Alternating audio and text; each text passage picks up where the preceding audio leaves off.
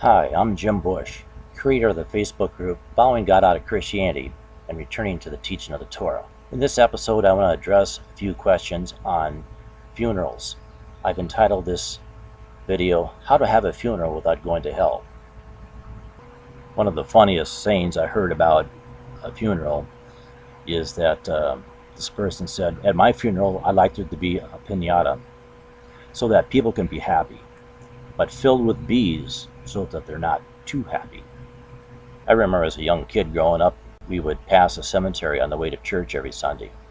And there was this particular graveyard that I was very intrigued by because of the headstones. And this particular headstone really drew my attention.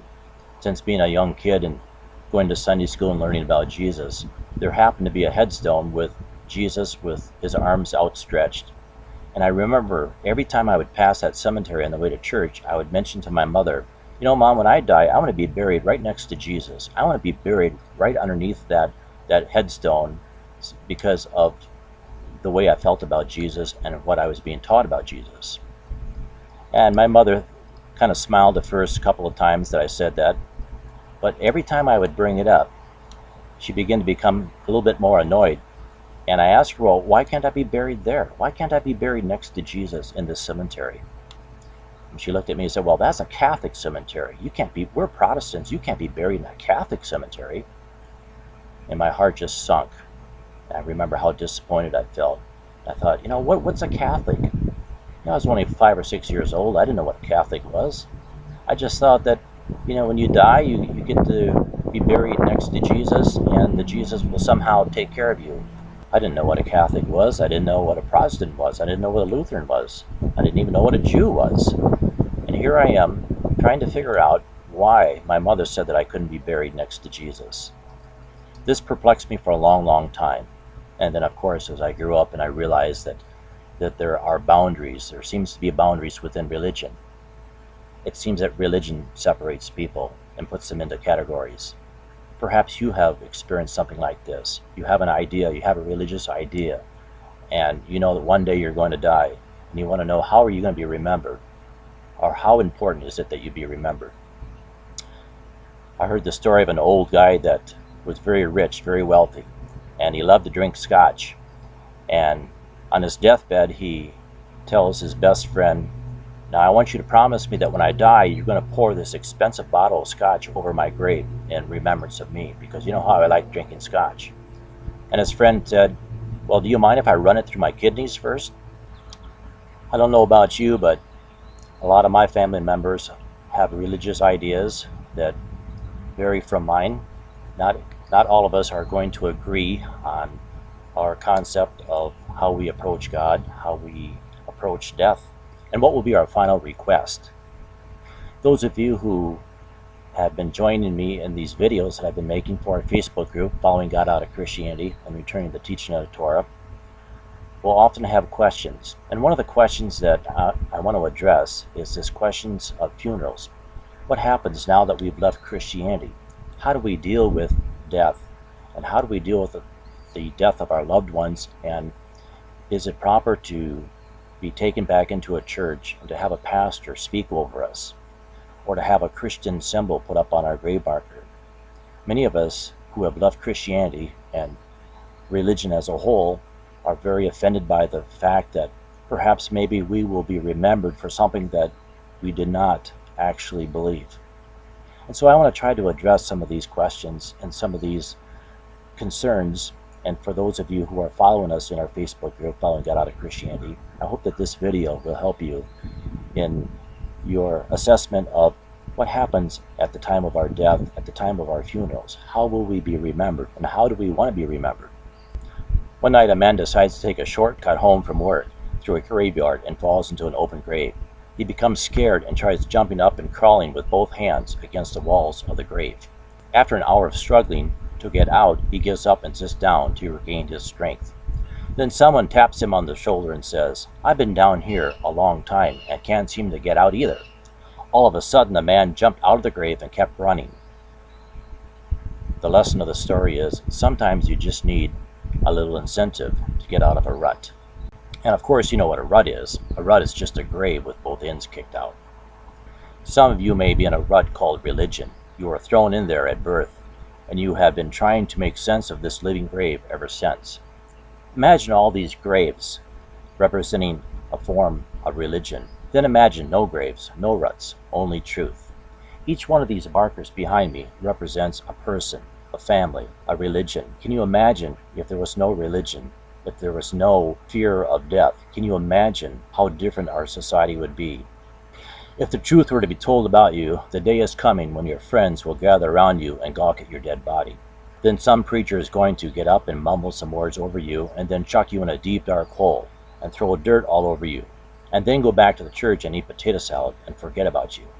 So in this episode, I want to address the question, how to have a funeral without going to hell. In other words, how do you keep family together? What should happen at your funeral? This is something all of us who have left Christianity will need to work through. How do we want to be remembered at the time of our death? Do we really want to be dragged back into the churches we left?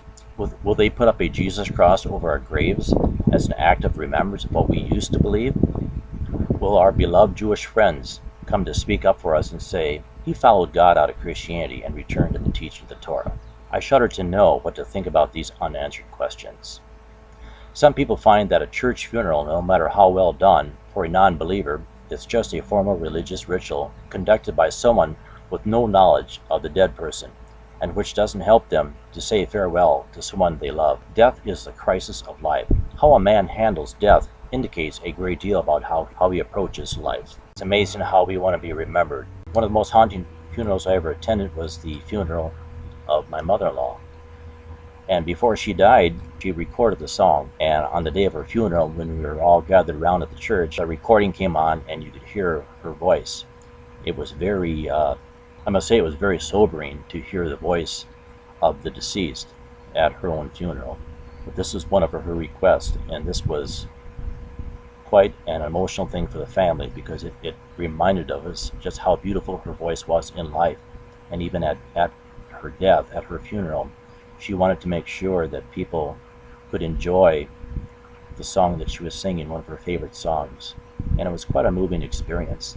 I've come to appreciate the values that Judaism expresses in all areas of life.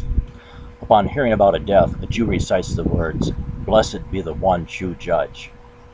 It's a very short sentence, but it really expresses the idea that God is the one true judge, and that we are to bless the one true judge. The God is the judge, the true judge, not our church, not our pastors, not our family members, but it is God alone who judges us and who is the just judge.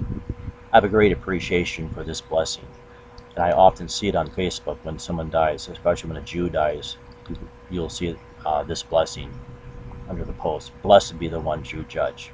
I would like to say that leaving Christianity does not make you an atheist. Just because you have left the church and left church doctrines and ideas that you were brought up with, just like I said at the beginning of the video, you might have been thrown into this rut called religion. And perhaps you're trying to claw your way out, trying to find some answers, trying to find out, why is this such a dead end for me? Why is religion such a dead end for so many people? So what is it about Jewish death rituals that are so intriguing?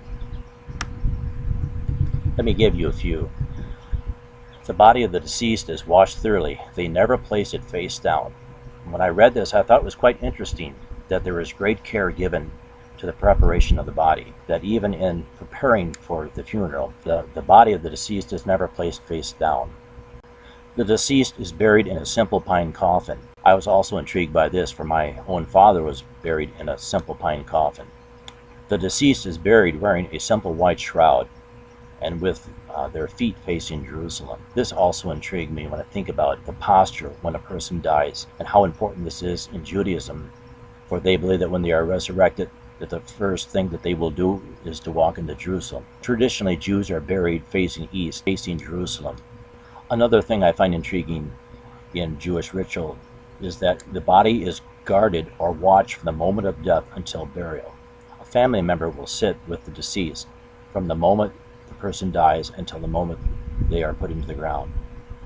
I find this rather intriguing, that they would sit there and read Psalms and that they would contemplate the person's life.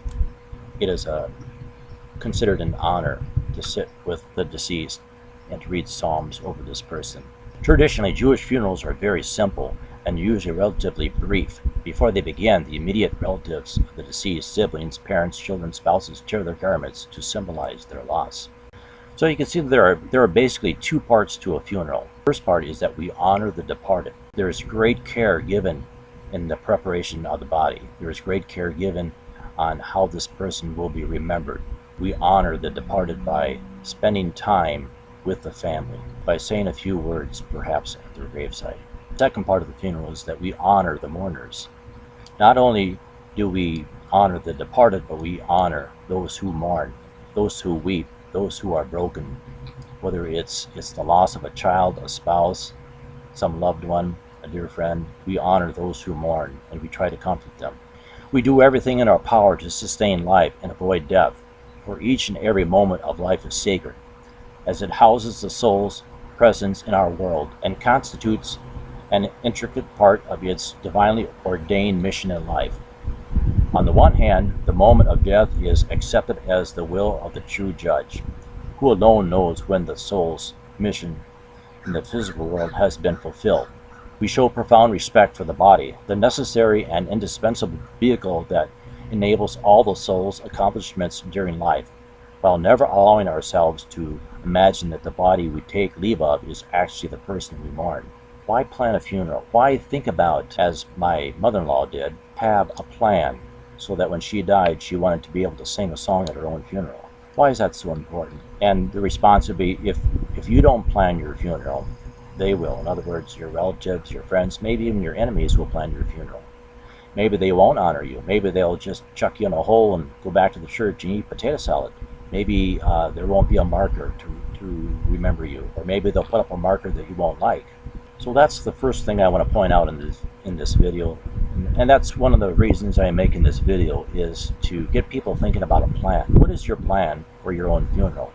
I know it's something that we don't like to think about in any stage of our lives. We usually put it off until the very end, but death can come for us at any time, and it can sneak up on us when we're least expected it, and then we have to make the decisions. There's not a whole lot of time to prepare and to think when these things come upon us suddenly. So my first point is that we have to have a plan. What is your plan for your funeral? What are the breadcrumbs that you are leaving behind for your children, for your spouse, for your loved ones? How do you want to be remembered? Which brings me to point number 2. Why remember? Why do you want to be remembered at all? If when we die, if that's the end, if that's all that our life was about, just working and eating and drinking and raising a family, and then we die, why remember? Why do we have photo albums of our family, of our grandfathers and our grandmothers and our grandchildren? Why do we take photographs, and why do we remember? Because it shows honor. We honor the living and we honor the dead. How do we honor the dead? By remembering them. You look around in this graveyard here today, and there are people who are walking around remembering their deceased, remembering their loved ones, the ones who died. The reason we put up markers is to mark the grave spot, to mark this is the final spot that we remember where we laid our loved ones to rest. Point number 3, why mourn? Why weep and wail and cry over someone who dies? After all, we're all going to die. It is a process in life. We live, we die. So what's the big deal? Why mourn? Because it shows humility. When someone mourns over the loss of a loved one, it shows that they are broken. It shows that they are totally dependent upon their Creator, that there isn't a thing in the world that you can do, there isn't any amount of money that you have that can bring that person back to life. When that person draws their last breath and their soul leaves their body, there's nothing you can do to bring that person back. And that's why we mourn. We mourn because of the loss. We feel a tremendous loss, because here's a created person. Here's a person that was created in the image of God. Now they are no longer breathing. They are no longer walking upon the earth. What is important at a funeral? And how do you have a funeral without going to hell? The ideas that we have in life, whether it's our religion, the way we raise our family, all the things that we think are so dear and so precious to us, one day we are going to have to leave that all behind. One day all of that is going to end up in the grave. So it is important to have a plan. One of the things that my wife and I agreed on, that if she should die before me, that I would take responsibility for her funeral, that I would make sure that the right things are said, and that I would honor her wishes. And of course, if I were to die before she does, well, then the responsibility goes to her. Today, it just happens to be Father's Day, and as I'm sitting out here in this graveyard, I'm reminded of my own father. And one of the last good deeds I was able to do for my own father was to carry his casket from the curb down to the gravesite and to mourn over his death, because of the life that he lived. Because of his life, I am here today. And because of the values he had, he passed them on to me. When we come to this time in our life, it is the last act that we will be able to do for somebody, the last way of honoring. So wherever you are in your journey, in your spiritual struggle, whether you believe God exists or not, whether you're an atheist, whether you're a Christian, whether you're Jewish, and you struggle with this whole concept of how to have a funeral without upsetting your relatives. I know people who have a variety of religious ideas, and when it comes to the funeral, often the family is divided. Often there is strife, often there is arguments and bitterness. And I think this is really unfortunate, because I think that when a person dies and leaves this world, he returns to his Creator. And I think that how we live our life is exemplified in how we die. At the time of our death, it is what we remember probably the most about a person. I remember the death of my parents. They each died several years apart, and I had a little bit of time to I had some time to spend with my parents on their deathbed, and it is a sobering time, a time when we reflect and we remember just why we were created, that we are not here just by accident, but we are here because there is a greater plan. There's something much greater than ourselves going on. You do not have to worry about how you will be remembered if you take some time to plan what you like to be remembered for. I like to think of it as leaving breadcrumbs. We have not become atheists because we love Christianity, but we have actually returned to the teaching of the Torah. We returned to the God of Abraham, Isaac, and Jacob, and this is what we want to be remembered for. I think one of the most troubling statements I've ever heard, quoted by someone that was a Christian, is the statement that Jesus makes in the Gospels, where he says, "Let the dead bury the dead." I recently put these notes that I am making for this video on my Facebook wall, and someone made the comment, "Well, just let the dead bury the dead." Obviously, this person was speaking from a Christian perspective. They were quoting Jesus out of the New Testament. And I thought about that for a couple of days, and it really bothered me as I prepared the notes for this video. And when I thought about how much care goes into a funeral, especially from a Jewish perspective, and this person was able to sum up this whole idea of death, and for the non-Christian is just let the dead bury the dead. Don't worry about the non-Christians. Let them bury their own dead, as if though there's a separation between Christianity and religious ideas, separating people from all walks of life. Because at the end, we don't die as Christians, we don't die as Jews, we don't die as atheists. We die as people created in the image of God. We are all buried and put into the ground, and our soul returns to its Creator. This is one thing that ties all of us together, that it's not just being a part of some religious group, but it's being part of humanity as a whole, being part of God's creation. He created us to take care of this earth and to do good deeds and to love our neighbor and to take care of our personal responsibilities that we have been given. Each soul has a responsibility and a destiny on this earth. And if we understand that, then at the time of death, we can be assured that the legacy we leave behind is the truth. So you can have a funeral without going to hell. It's easy just to say, let the dead bury the dead. The hell with this religion, the hell with that religion. And I think that's very unfortunate that this is often the conclusion that people have. This is how they feel about other various religions. And I would say that, in closing, that if you are struggling with what do I do now that I've left Christianity, how do I live my life, and how do I deal with my relatives? Many of us will be rejected by our relatives because of our faith in the God of Abraham, Isaac, and Jacob, because we've returned to the teaching of the Torah, because we've thrown in with the Jews, even though we've not converted to Judaism, and even though we are not considered Jews by the Jews or by anybody because of the fact that we haven't converted. But yet we are following the teachings that we find in the Torah, and we are applying this to our life. And now it comes to the time of death, and we struggle with the fact that perhaps maybe we will be dragged back into the church. Perhaps somebody will put a Christian symbol up on our grave instead of a Star of David, or instead of some saying from the Psalms, or perhaps some symbol that would represent or walk with the God of Abraham, Isaac, and Jacob. Instead, perhaps they'll put up a Christian marker. And I would say that this is perhaps not as important to worry about what they will do with you after you are gone, but how do you deal with your relatives and your families at this particular moment in time in history, as you have an opportunity to be faithful to the teaching of the Torah, as you have an opportunity to learn and to study and to do good deeds upon the earth, to repair this world, to make this world a better place, so that as we live our lives, we are living our life in a manner that is pleasing to our Creator. One day, Leora and I will be buried out here, somewhere out here. Perhaps not in this old section. I'm sitting in one of the oldest sections of the graveyard here in Kenyon. But perhaps we'll be buried maybe over there on the other side, where it's a little bit more modern and fewer trees, where it's easier to dig a hole and throw us in. Who knows?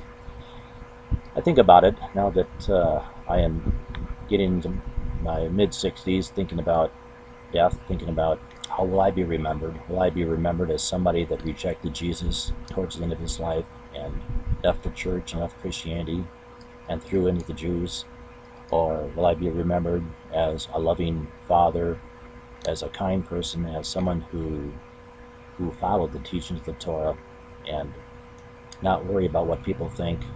Remember the words of Solomon in the Torah, where he says, "Fear God and keep his commandments, for this is the whole duty of man." And that would be my conclusion.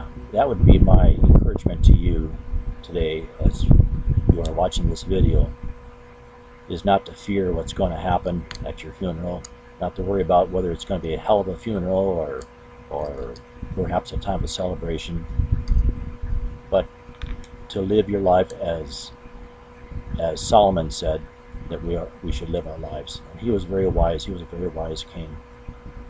To fear God and to keep his commandments, for this is the whole duty of man. And I would agree with that. One of the things I've done in my life to help people remember some of the things that were important to me is that I make a lot of videos. I have a YouTube channel called Following God Out of Christianity, and this video will be posted there as well. I have many videos that I have made. Go on YouTube and look up these videos and share them with your friends, and be sure to leave your comments. And if you're joining us on Facebook, you can find us there on Following God Out of Christianity and Returning to the Teaching of the Torah. We would be happy to answer any questions that you might have. We believe that honest questions do deserve honest answers. Suppose the day is coming, and perhaps not that far away, that I too will have a marker out here. And I'm not sure what people will say about me at my funeral or what they will remember me for. But hopefully, if they have an opportunity to view the videos that I've made in my lifetime and the message that I try to present in my study of God, in my study of trying to understand my Creator, that they'll see the struggles and they'll also see the answers and the conclusions that I've come to. I'm Jim Bush, and I want to thank you for joining me in this episode on how to have a funeral without going to hell.